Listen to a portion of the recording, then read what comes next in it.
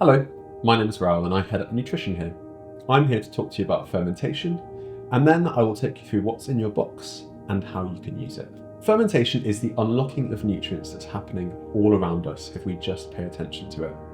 In the wild, so to speak, fermentation is the process that microbes use to take nutrients and break them into their building blocks as food for themselves. What that means is it's the breakdown of complex carbs into simple sugars, or complex proteins into their building blocks, amino acids.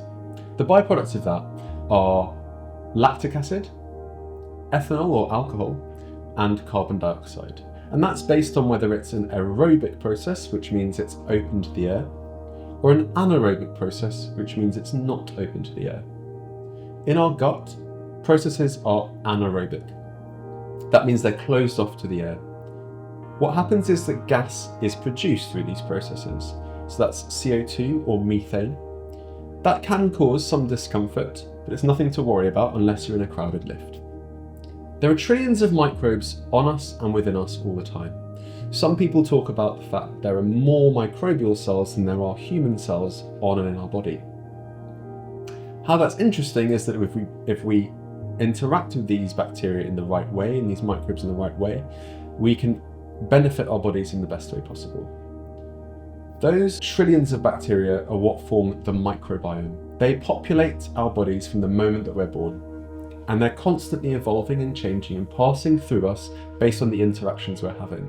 Those are interactions with the foods we eat, with our family, our friends, and our pets.